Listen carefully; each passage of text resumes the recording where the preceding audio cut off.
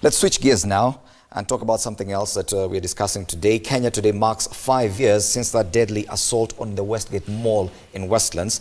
67 people were killed in the mass shooting on that fateful Saturday. This week, prosecutors closed the case in which 4 men are charged in connection to the attack. More than 145 witnesses testified in the case over the last 4 years. But how have things changed? Today, we talk to journalists who were active on the beat on that day. I'm privileged to introduce on my right, Johnson Mwakazi. Nice to meet you. Thank you so Karibu sana. Good to have you in studio with us. And John Allan Namu, co-founder, African Censored and investigative journalist.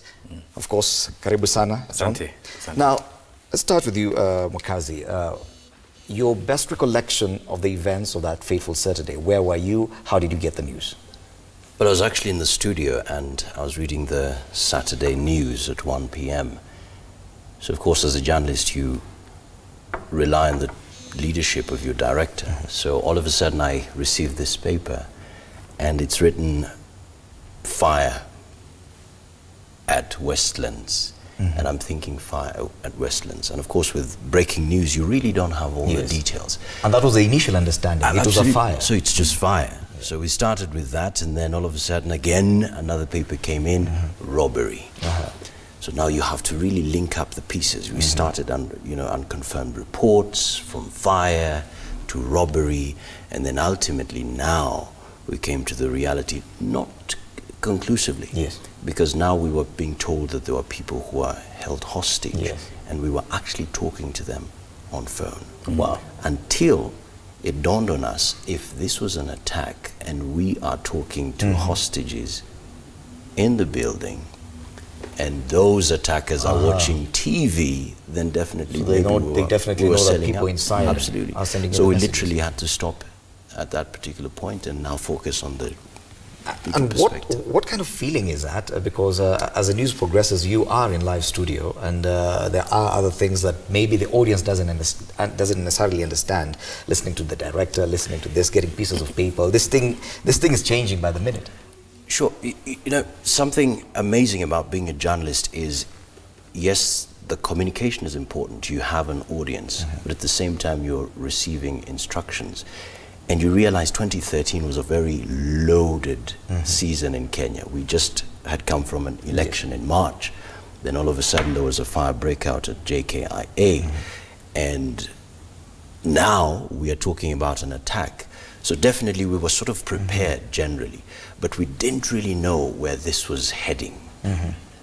So as a journalist, you've been in this season of information coming in and you have to really speak it as it is, share it factually and with a sense of understanding that you're not just the news, you're not the news, but you're communicating to a people that are waiting for this. And of course a simple 1 p.m. bulletin turned into hours of updates. 4 days, boom, and you're shocked.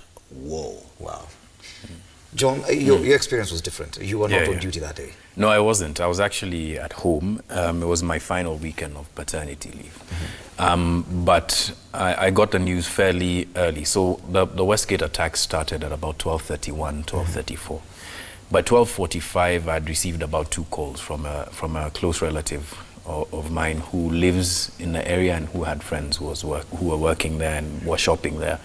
And they were unequivocal that this was an attack by people who were masked and had all sorts of ammunition on them. And then videos started to come in. So I made the phone call to the newsroom, to my friend and co-founder where I work now, Kasim Mohammed, who was on duty that weekend, and he pushed that to the newsroom. But like Johnson said, there were conflicting reports at the time.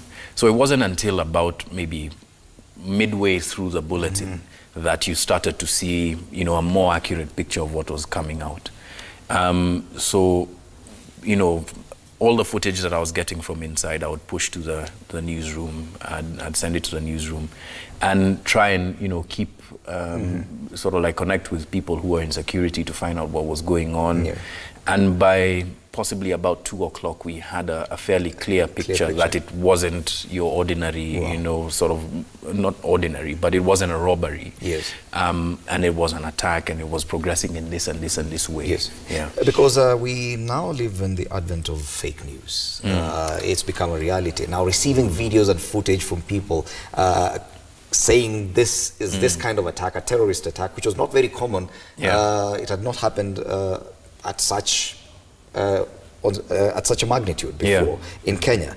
How did you receive that news, and how confident were you? Because right now as a journalist, we're very skeptical. Anything you send my way, I don't simply just forward it. So what I did was, when I received that first call from that relative, first of all, I mean, with the weight that it came, I felt, okay, this is something serious. She's fairly panicked. So I called about 2 other people who I knew sort of like lived or worked in the area, and they were also starting to get similar kinds of things. And the footage, I was quite familiar with what Westgate looked like.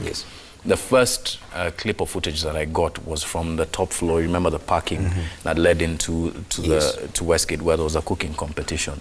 That was the first bit of footage that I got from someone who was recording over the fence, and it seemed to me as if this was something that, you know, that seemed fairly serious. So I sent that to a friend of mine who works in security, and he was silent for about maybe 5 to 10 minutes. Then he came back and he started to confirm that. So I guess, you know, long story short, it's really about triangulating your facts with other sources of information. That's what we try to do in that context. But you're also kind of, you know, in the rush to deliver this to the newsroom and that sort of thing. And of course, many of the things that we cover as journalists do expire. News does expire very quickly. But this one continued on for 4 days, non-stop, throughout the night, throughout the day. Were you prepared for that kind of eventuality? Because when you started, of course, you knew probably a robbery that would end within the next hour or so. Because this was really more of the first time we were really going through this kind of situation.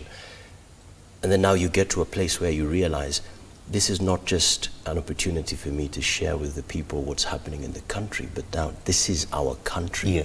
These are people, this is life and death. And everyone else, even out there, is speaking the news from you. Absolutely. So that's when you realize as a journalist, you're not just a spokesperson. You are also part of the development of the whole situation. For instance, you're now beginning to peak not only what's happening in regards to the attack, but people like, say, Chemjor, one of the police officers going out there and rescuing people. You begin to appreciate all these things that Kenyans are doing. Apart from, yes, you're telling people this is how the activity is moving on, but now you begin to pick very special things about who we are as a Kenyan people. Wow. And for you, within the next few hours, you went back to work and eventually went to the scene to actually report from there. How was it for you? Because now you did not know when it was going to stop. How it is a matter of national security. It is very sensitive. The police are saying don't release this kind of information. The military is there. How was it there? It was a very confusing time, to be honest. Just like what Mwakazi said in terms of being caught between your own personal feelings about what's going on and trying to deliver news as accurately as possible. I remember there were so many instances in which the media reported, the entire media fraternity reported something that they had got from one security news source, only for that to be contradicted by the other.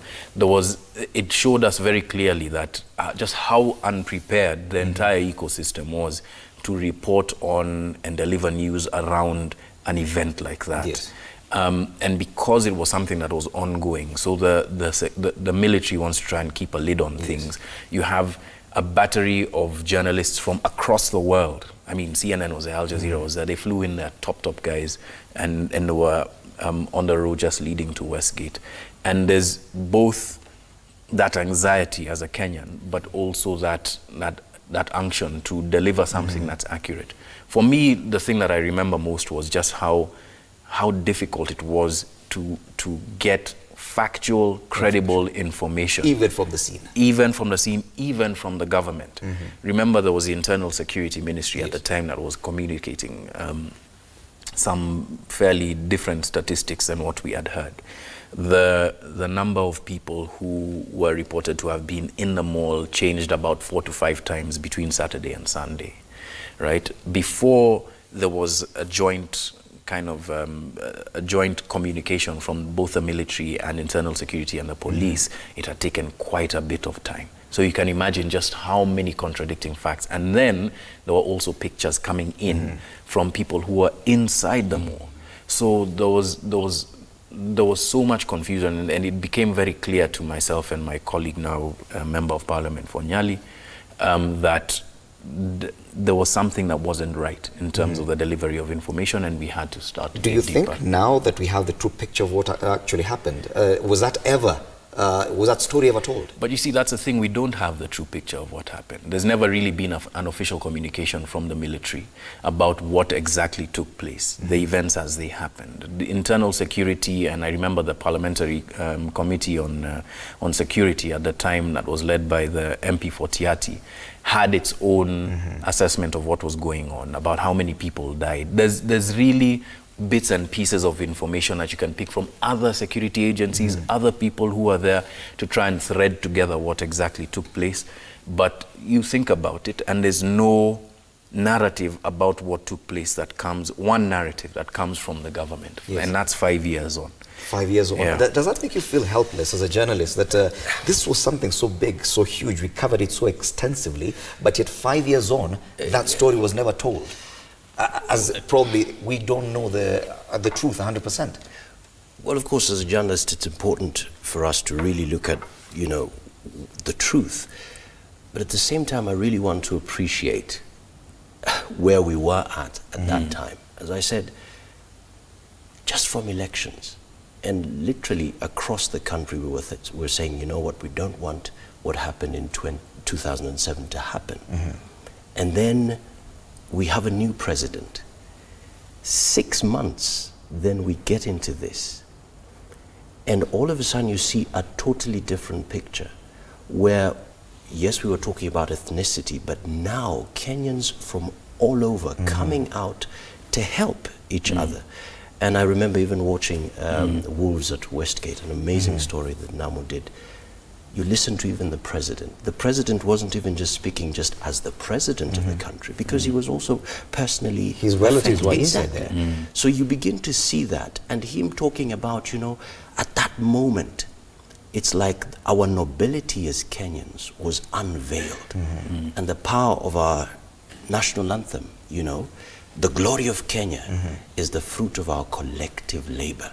That regardless of who you are, you realized this is our country going down and we cannot allow it. So as a journalist as well, in as much as you want the truth, you're also saying, you know what, what's my role here? But it's a very dicey place to be at. You know your role to the audience. You're supposed to tell the story as it is, but you also have to balance national security issues as well. Did you encounter that dilemma? Was it part of your day in, day out living during that period? Yeah, look, definitely. And I have a rather different view on this, if you'll allow me to make it. The biggest service that a journalist can give to his country is to tell the truth about what he sees. And that's my view. As it is. As it is, as much as possible, right? Of course, there will come a time when you really have to think about what exactly it is that you're putting out there. But the biggest, I think the thing that helps you know, governments and people in power sometimes to run roughshod over the public is creating boogeymen about the public not being able to handle certain truths. That I think for me is a bit of a fallacy, right? So what my feeling was at the time was, yes, this is a very painful, very sensitive story that exposes Kenya. It reveals our weaknesses. It reveals our weaknesses, but it also reveals our strengths. So it's trying to walk that line between telling a story, a narrative that will give Kenyans all the facts that they need. but also telling them the story of what happened, both the difficult, the terrible, the shameful, as well as some of the more hopeful parts of that. And it's walking that line, I think, for me is difficult. And you tried that probably months even after this whole issue had died down. You came up with a documentary titled Wolves at Westgate. What really inspired that? Was it a feeling that the story had not been told as it should have? Yeah, when you were reporting, many people who were reporting on the scene felt that there was something that just wasn't being told about what took place. Everybody remembers the infamous press statement by the then Internal Security Minister, Joseph Olelenku, that mattresses had been set on fire inside the mall, right? So mattresses, you know. There were certain things that just didn't make sense. And as a journalist, your responsibility sometimes is just to go and look for what makes, you know, what really is true. So that was the motivation for doing Wolves at Westgate. It also, for me, was important to do because of the number of people who had died there, the scale of the attack, and just how traumatizing it was for everybody. Sometimes getting the truth about what happens is cathartic. It's closure. And for me, that was my way of delivering that. So much as what we saw was embarrassing, deeply embarrassing to the government, specifically the military, I think it was also a process of healing and beginning of healing for some people who watched that and understood what really were the circumstances around what took place. I mean, there have been subsequent investigations that have taken place that have been shown that tell you, for instance, that a majority of the people who unfortunately died at Westgate died within maybe the first 1 to 2 hours, right? While Kenyan security was really trying to get a handle of what was going on. But there were certain things that happened there that if we want to do better, we must talk about. 5 years on, do you think we are capable of doing it better? The whole country, even in terms of reacting to a situation of that magnitude. Do you think we are at a better position than we were then? I would say we are, and for several reasons here. Number one, the fact that we went through that. We know anything can happen. Even for the police force, for the journalists, they know anything can happen. At the same time, there is also an understanding that based on the Constitution, for instance, if you look at the preamble, we, the people of Kenya, acknowledging the supremacy of the Almighty God. And then it comes back to a place where it says, committed to nurturing and protecting the well-being of the individual, family, communities, and nation.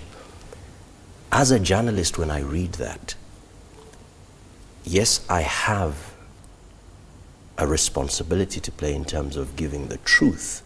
But at the same time, I look at myself as a Kenyan citizen and I say, what is my role? If what happened in 2013 was to happen again, what would I do? And am I constantly preparing myself to see this country go higher and higher? Don't you feel that probably you're walking a very thin line between telling the truth and self-censorship? Because you tend to feel that probably journalists shouldn't tell the entire story too quickly. Not necessarily. You see, when I tell the truth, I have a goal as well in terms of what is my interest. For instance, the terrorists' interest is very clear. They attack innocent people so that we also report on that, so that we create ultimate fear across the board. So as a journalist, when I understand that, I don't go out there. Yes, I will definitely reveal what's happening, but then I will also focus on our strength so that Kenyans don't feel afraid. And I really appreciate His Excellency, the President, saying Kenya endured and Kenya endures. Because if we burn this country, for instance, because we are saying, well, we have to speak it out, do we have another country we'll go to? So we have a responsibility based on that statement, nurturing and protecting the well-being of the individual, family, communities, and nation. John, this story has been retold by other people. Even people from Hollywood, they made a movie about what happened. Other journalists from outside this country have told the story about Westgate. Do you feel there's a lot more that still needs to be told? Yes. 5 years on after this incident, that probably there's still a story that should be told. I think about Westgate, about what happened, what the narrative is very clearly. But I think more than that is what's happened since, in terms of our preparation, in terms of our focus as a country on who our enemies really are, in terms of where we are fighting and why. These are really difficult questions that we need to unravel. I think for you to know that it's an important topic, you know, was it April the 1st or April the 2nd of 2016? We lost 147 students in Garissa. January of 2015, we lost 100+ soldiers in the El Ade attack. We continue to lose soldiers within our borders from landmine attacks. And yet, that story is not, and it's not really a story, but really the context of that is not really being told to its fullest extent. What exactly is it that we're facing? Are we facing an enemy in Somalia, or are we facing one here? Within our borders. And if we are facing one here, then why is it that there are people who would want to take up arms against fellow citizens and harm both citizens and soldiers in such gruesome ways? You see, these are questions that we must ask ourselves if we're going to do better. The interest, I think, of everyone at this table and across the country, at least everyone who believes in a country called Kenya, is that Kenya improves. Now, how we go about it is what I take issue with. My view is that for us to be able to do better, you really must know what the problems are, right? Another example, we've been hearing about landmine attacks, right? And these are our soldiers. These are people who have families, who committed the ultimate sacrifice to go out and protect our borders and protect our nation. Why is it that these things are happening, yet we procured so much ammunition, so much artillery that would protect these people against that, right? Why is it that we start to hear that some of the procurement procedures around APC carriers and that sort of thing weren't followed, that there are some that aren't working? Do you understand? These are the tools that our soldiers will need to fight and prosecute that agenda. But you must admit some of these stories are not so easy to tell. They're not. They're definitely not easy to tell. They're difficult. But that is what journalism is supposed to do. You tell those difficult truths. You say what's going on in order for us to be able to do better.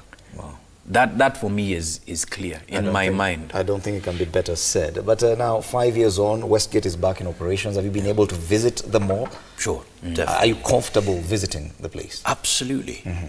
Because I believe we have learned the lessons, generally speaking.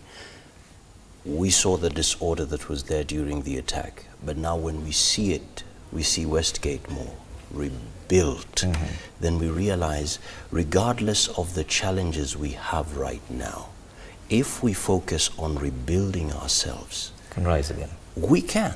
And definitely, I mean, you've seen for the past years, world leaders have come to this country, amazing events happening in this country. Kenya is standing out in Africa. And if we continue pushing that positive vibe, focusing on where we are going, of course, learning from the past. Wow. And it goes back to this statement that I learned from one of my mentors. He said, Johnson, anytime you're about to do something, do it with the confidence that if you are going to look straight into the eyes of your grandchildren, you would tell them, you know what, when I did what I was doing, I was actually thinking about you. Wow. So for me, that is a push to do good. Yes. You've been there? Westgate, do you feel like when you walk in, you're standing on a story that's yet to be told? I was among the first journalists who got like a first look of Westgate after it was reopened now, and you know, insurers were going in, and even as I watch the story that I did, and I won't lie, I get a bit of a knot in my stomach, because it's such a painful time that it reminds me of such painful memories. And yes, I've been there since. You know, I've taken my family there, and there's something to be said for us being able to rebuild, right, and go forward. And look, I need to say this. The truth is neither positive nor negative, right? The truth can be positive, the truth can be negative. What we must focus on is that it's true, right? Yes.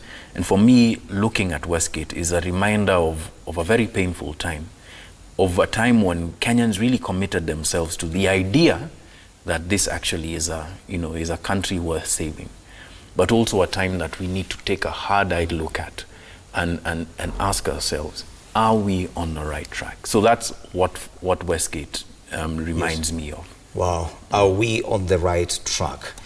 This day 5 years ago, masked gunmen stormed the Westgate Mall in Westlands here in Nairobi, opened fire on innocent Kenyans, and after a 4-day siege, over 70 people had died, over 200 others had been injured, and many more, thousands, were left traumatized.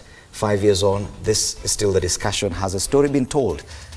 Has it been told fully about what exactly happened at Westgate? We've just been talking to some of the journalists who covered that event on that fateful day. John Allan Namu, co-founder, African Censored, an investigative journalist, and Johnson Mwakazi, who was in studio that day. Thank you so much, gentlemen, for that. No worries. Let's take a break. Daybreak still has a lot more for you in store. Do not go anywhere.